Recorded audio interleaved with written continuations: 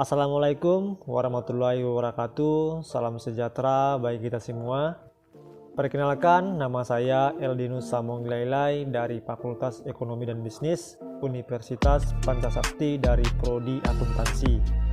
Dalam kesempatan ini saya akan mempresentasikan tugas ujian tengah semester saya dengan mata kuliah metode penelitian, di mana judul presentasi saya sekarang hari ini atau di video ini adalah rangkuman daripada pertemuan pertama sampai saya akan menjelaskan rangkuman daripada mata kuliah metode penelitian ini sebagai tugas ujian tengah semester saya. Nah, yang pertama yaitu kita lihat pengertian metode penelitian. Nah, metode penelitian ini pada dasarnya merupakan cara ilmiah untuk mendapatkan data dengan tujuan dan kegunaan tertentu.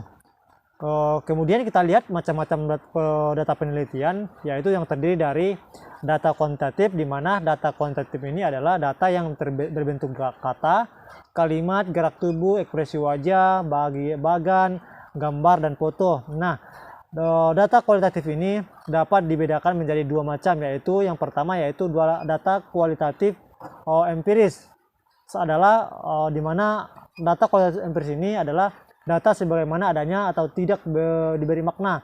Contohnya misalnya penelitian melihat seseorang pegawai memakai baju merah atau baju hitam lalu dilaporkan sebagaimana adanya.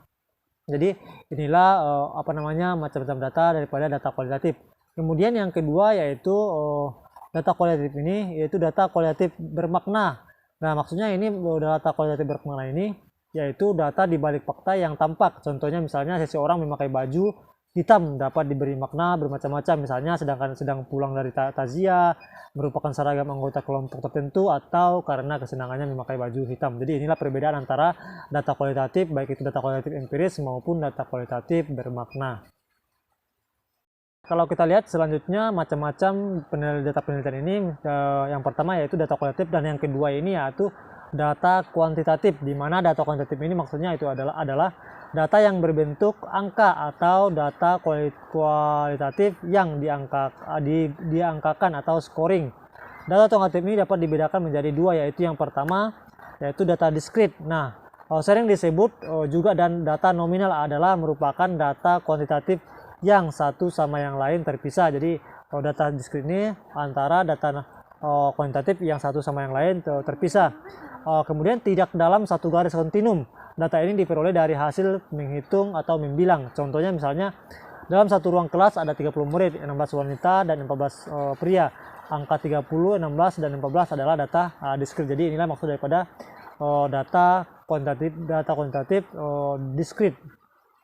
Kemudian kita lihat yang kedua yaitu data kontinum. Nah, maksudnya adalah data kuantitatif yang satu sama yang lain berkesinambungan dalam satu garis. Jadi beda dengan data diskrit.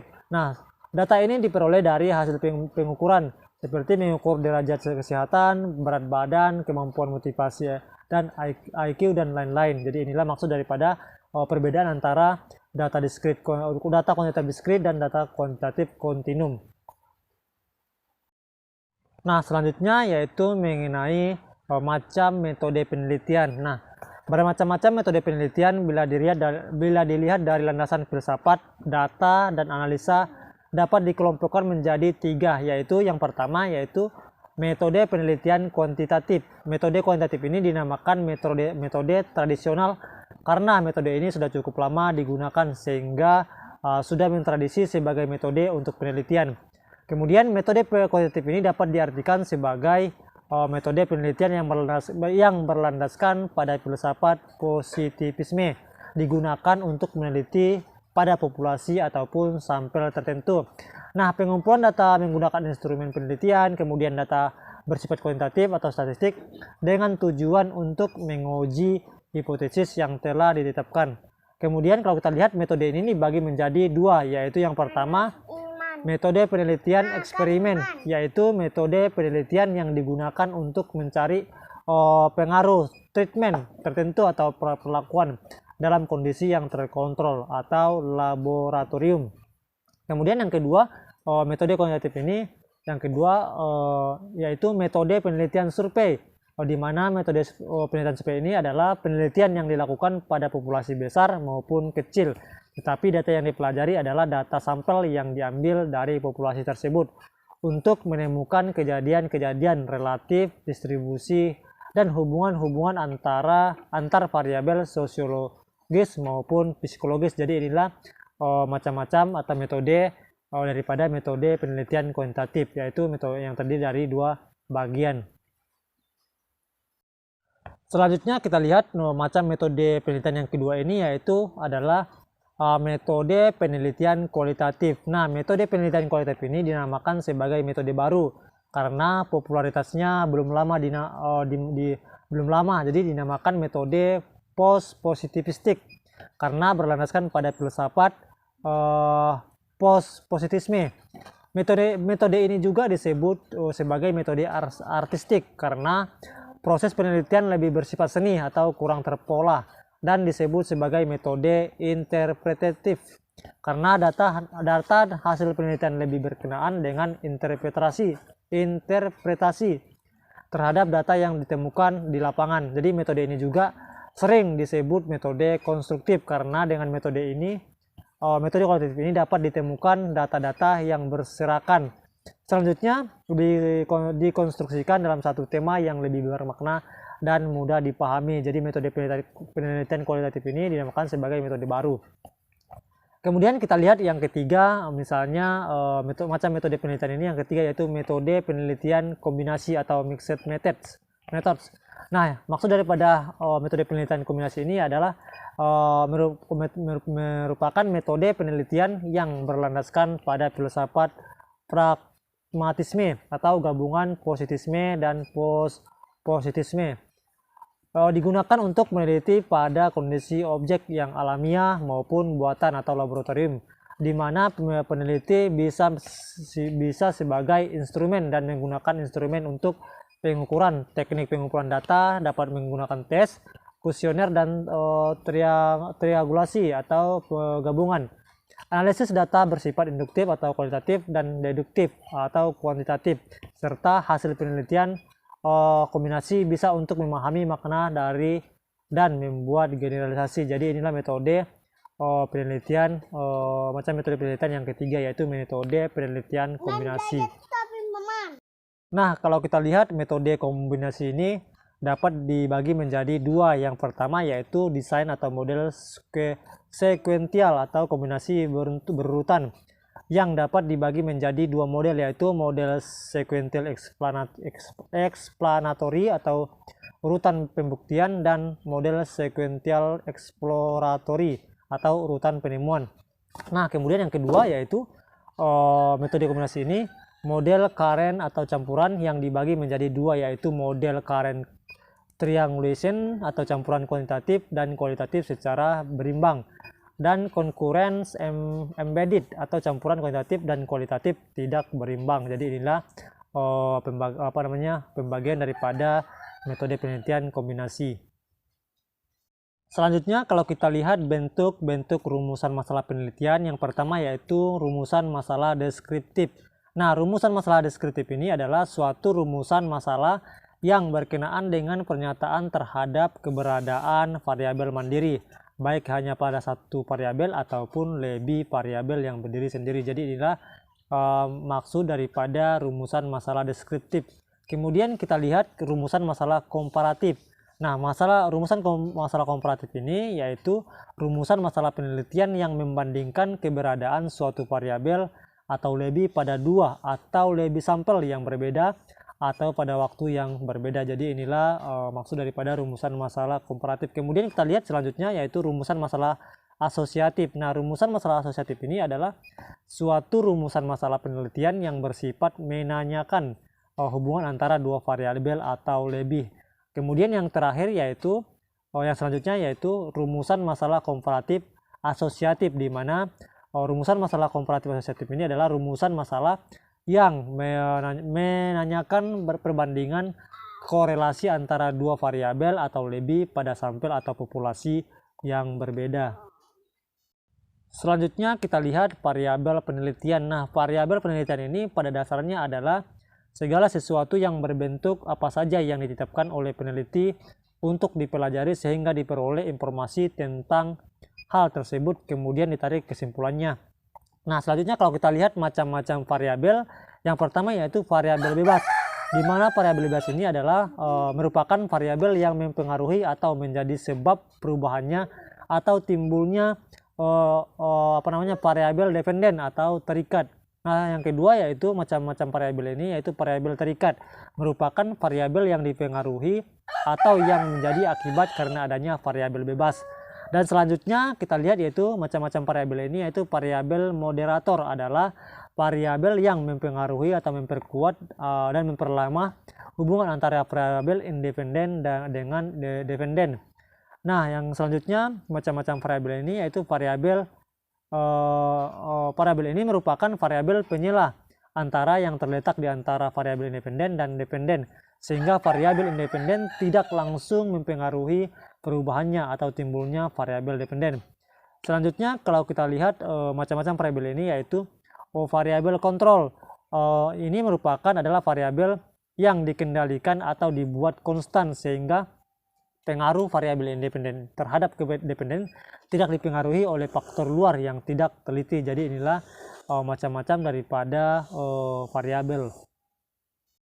Selanjutnya kita lihat pengertian metode eksperimen. Nah, dalam penelitian eksperimen ada perlakuan atau treatment, sedangkan dalam penelitian naturalistik tidak ada perlakuan. Nah, kalau kita lihat metode penelitian eksperimen ini adalah metode penelitian yang digunakan untuk mencari pengaruh perlakuan tertentu terhadap yang lain dalam kondisi yang terkendali. Jadi inilah maksud daripada pengertian metode eksperimen. Kemudian kita lihat beberapa bentuk desain eksperimen. Nah, yang pertama yaitu free experimental designs. Nah, di mana free experimental design ini terdiri dari merupakan eksperimen sungguh-sungguh karena masih terdapat variabel luar yang ikut berpengaruh terhadap terbentuknya variabel independen.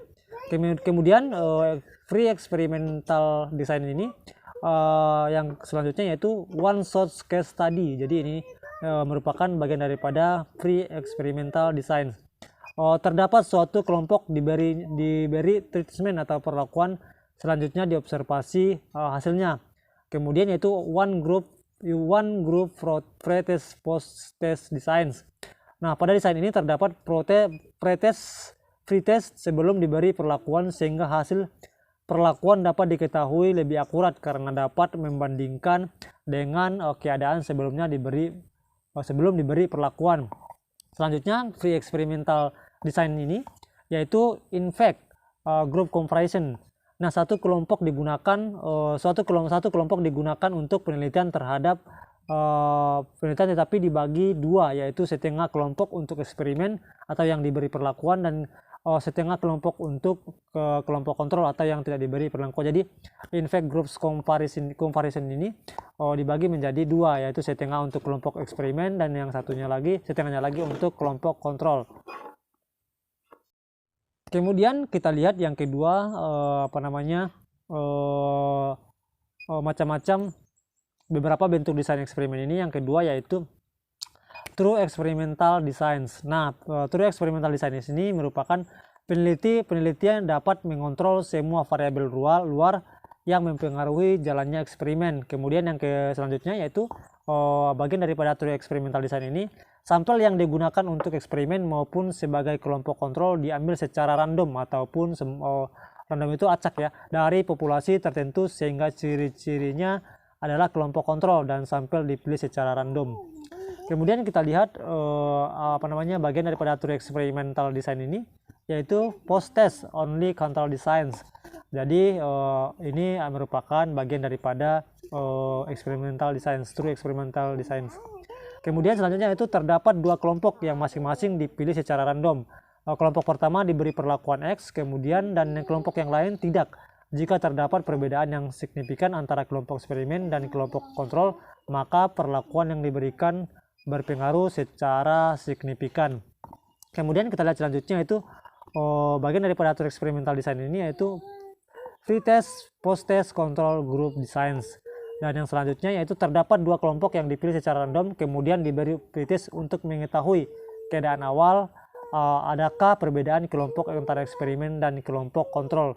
hasil pretest ini yang baik bila tidak terdapat perbedaan antara kedua kelompok tersebut. Selanjutnya kita lihat yang ketiga, beberapa bentuk eksperimen desain ini, yaitu factorial designs. Nah, yang ketiga ini adalah factorial designs. Nah, di mana factorial design ini yaitu semua kelompok dipilih secara random atau secara acak, kemudian masing-masing diberi pretest. Nah, kelompok untuk penelitian dinyatakan baik bila setiap kelompok nilai pretestnya sama. Jadi factorial design ini adalah kelompok dipilih secara random, kemudian masing-masing diberi pretest, dan penelitian dinyatakan baik bila setiap kelompok ini nilainya pretestnya sama. Contohnya misalnya dilakukan penelitian untuk mengetahui pengaruh prosedur kerja baru terhadap kepuasan pelayanan pada masyarakat. Untuk itu dipilih 4 kelompok secara random. Variabel moderatornya adalah jenis kelamin, yaitu laki-laki dan perempuan. Jadi inilah maksud daripada bentuk eksperimen desain ini. Yang ketiga itu factorial designs. Nah, selanjutnya kita lihat bentuk eksperimen desain ini yang keempat, yaitu quasi experimental designs. Nah, quasi experimental designs ini yaitu desain ini mempunyai kelompok kontrol tetapi tidak dapat berfungsi sepenuhnya untuk mengontrol variabel-variabel luar yang mempengaruhi pelaksanaan eksperimen. Kemudian sering tidak mungkin menggunakan sebagian para karyawan untuk eksperimen dan sebagian tidak. Sebagian menggunakan prosedur kerja baru, yang lain tidak, atau time series designs. Kemudian kelompok yang digunakan untuk penelitian diberi pretest sampai 4 kali dengan maksud untuk mengetahui kestabilan dan kejelasan keadaan kelompok sebelum diberi perlakuan. Jadi inilah maksud daripada quasi experimental designs. Kemudian yaitu kelompok eksperimen dan kelompok kontrol tidak dipilih secara random. Contohnya misalnya dilakukan penelitian untuk mencari pengaruh perlakuan senam pagi terhadap derajat kesehatan karyawan. Jadi inilah maksud daripada quasi experimental design. Selanjutnya kita masuk ke populasi. Nah, populasi ini yaitu wilayah generalisasi yang terdiri atas objek, subjek atau subjek yang ditetapkan oleh peneliti untuk dipelajari dan kemudian ditarik kesimpulannya. Kumpulan objek penelitian bisa berupa kumpulan orang, individu, kelompok, komunitas, masyarakat, dan lain-lain sebagainya. Kemudian benda atau jumlah gedung atau bangunan, tempat, dan lain-lain. Kemudian kalau kita lihat sampel. Nah, sampel ini bagian daripada populasi yang dapat mewakili seluruh populasi. Nah, sampel juga disebut sebagai sebagian unsur populasi yang dijadikan objek penelitian. Nah, subjek, objek, dan responden penelitian, yaitu subjek penelitian adalah anggota populasi yang terdiri dari orang. Kemudian kalau kita lihat objek penelitian yaitu anggota populasi yang terdiri dari benda-benda. Kemudian responden yaitu seseorang yang mengetahui dan bertanggung jawab terhadap objek penelitian. Jadi inilah penjelasan daripada populasi, sampel, maupun subjek, objek, dan responden penelitian. Selanjutnya kita lihat probability dan non-probability sampling. Nah, kalau kita lihat perbedaan antara probability sampling dan non-probability sampling, yaitu misalnya yang pertama kita lihat dari segi probability. Setiap anggota populasi mempunyai peluang sama untuk dipilih menjadi anggota sampel. Kemudian yang selanjutnya bagian probability ini, hasil penelitian dijadikan ukuran untuk mengestimasi populasi atau melakukan generalisasi. Nah, kemudian kita lihat non-probability-nya, yaitu setiap anggota populasi tidak mempunyai peluang sama untuk dipilih menjadi anggota sampel. Kemudian hasil penelitian ini tidak untuk melakukan generalisasi. Jadi antara probability dan non-probability sangat kontradiktif atau sangat berlawanan atau diferensial atau berbeda. Selanjutnya yaitu skala pengukuran. Nah, skala pengukuran ini merupakan kesepakatan yang digunakan sebagai acuan untuk menentukan panjang pendeknya interval yang ada di dalam alat ukur. Nah, sehingga alat ukur tersebut bila digunakan dalam pengukuran akan menghasilkan data kuantitatif. Jadi, skala pengukuran ini merupakan kesepakatan yang digunakan sebagai acuan. Nah, kalau kita lihat macam-macam skala pengukuran ini, yang pertama yaitu skala nominal, di mana skala nominal ini adalah skala pengukuran yang menyatakan kategori atau kelompok dari suatu subjek, yaitu skala yang diberikan pada objek sebagai label saja atau kode dan tidak menunjukkan tingkat angka, tidak dapat dioperasikan secara matematis. Nah, kalau kita lihat contohnya, misalnya jenis kelamin responden yaitu laki-laki 1, wanita 2. Kemudian kita lihat yaitu skala yang kedua itu macam-macam skala pengukuran ini. Yang kedua yaitu skala ordinal. Nah, skala ordinal ini adalah skala pengukuran yang menyatakan kategori sekaligus melakukan ranking terhadap kategori, di mana yaitu skala yang memberi arti prioritas atau peringkat maupun ranking dengan jarak rentang yang tidak sama. Skala ini dapat dioperasikan secara matematis, jadi beda dengan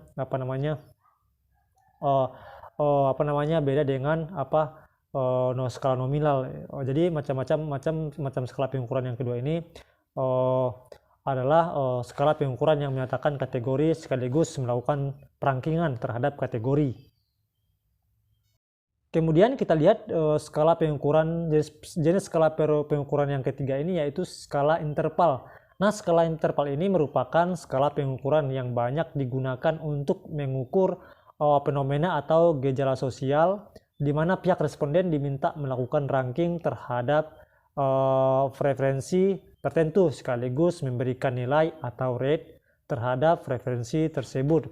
Nah, skala interval ini yaitu skala yang sifatnya sama dengan skala ordinal tetapi memiliki jarak rentang sama dan tidak memiliki titik nol absolut. Jadi skala interval ini hampir mirip atau sama dengan skala ordinal. Kalau kita lihat contoh daripada skala interval ini, yaitu kepuasan seseorang terhadap pelayanan suatu jasa dapat diberi skala interval antara 1, 2, 3, 4, 5 dan sebagainya, di mana nilai tersebut yaitu yang pertama yaitu sangat tidak puas, sangat tidak puas yang pertama, kemudian yang kedua tidak puas, biasa, puas, dan sangat puas. Nah, kemudian kita lihat skala yang keempat yaitu skala rasio. Nah, skala rasio ini adalah skala interval yang memiliki nilai dasar atau base value yang tidak dapat diubah. Jadi skala rasio ini adalah skala interval yang memiliki nilai dasar atau base value yang tidak dapat diubah atau sama dengan konstan. Nah, skala rasio ini yaitu skala yang memiliki sifat skala nominal, interval, dan ordinal. Skala ini dapat dioperasikan secara perkalian atau pembagian memiliki titik nol absolut. Misalnya contoh responden memiliki nilai dasar 0. Jadi skala rasio ini gabungan daripada skala nominal, interval maupun ordinal. Selanjutnya, kalau kita lihat skala pengukuran dan instrumen penelitian. Nah, skala pengukuran dan instrumen penelitian ini, dalam penelitian kuantitatif, peneliti akan menggunakan instrumen untuk mengumpulkan data. Sedangkan dalam penelitian kualitatif, naturalistik, peneliti akan lebih banyak menjadi instrumen. Nah, karena dalam penelitian kualitatif dan peneliti merupakan key instrumen atau kunci instrumen. Instrumen penelitian digunakan untuk mengukur nilai variabel yang diteliti. Dengan demikian, jumlah instrumen yang akan digunakan untuk penelitian akan bergantung pada jumlah variabel yang diteliti. Bila variabel penelitiannya 5, maka jumlah instrumen yang digunakan untuk penelitian juga 5. Jadi, berapa banyak objek penelitian yang kita pakai, begitu juga sama dengan banyaknya instrumen yang kita gunakan. Nah, instrumen-instrumen penelitian sudah ada yang dibakukan, tapi masih ada yang harus dibuat peneliti itu sendiri. Jadi skala pengukuran ini adalah skala pengukuran dan instrumen penelitian ini adalah skala dalam penelitian kuantitatif. Peneliti akan menggunakan instrumen untuk mengumpulkan data, sedangkan dalam penelitian kualitatif naturalistik peneliti akan lebih banyak menjadi instrumen. Jadi sangat berkesinambungan atau sangat saling berhubungan. Selanjutnya kita lihat macam-macam skala pengukuran. Yang pertama yaitu skala Likert, di mana skala Likert ini digunakan untuk mengukur sikap, pendapat, persepsi seseorang atau sekelompok tentang fenomena sosial. Kemudian skala yang kedua, macam-macam skala pengukuran yang kedua yaitu skala Goodman. Skala Goodman ini yaitu skala pengukuran tipe mendapatkan jawaban yang tegas, iya atau tidak, misalnya iya atau tidak, benar atau salah, pernah atau tidak pernah, positif atau negatif, dan data lainnya. Kemudian skala pengukuran yang ketiga ini yaitu semantik diferensial, di mana skala ini digunakan untuk pengukuran sikap, hanya bentuknya tidak berbentuk pilihan ganda maupun checklist, tetapi tersusun dalam bentuk garis kontinum yang jawabannya sangat positif yang terletak di bagian kiri ataupun kanan atau sebaliknya.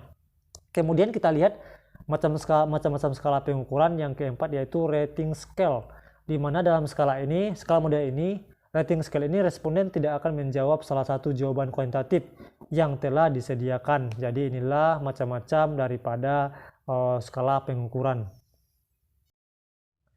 Jadi demikianlah presentasi tugas ujian akhir semester saya dengan mata kuliah metode penelitian. Semoga video ini sangat memberikan penjelasan dan mudah-mudahan berguna bagi teman-teman.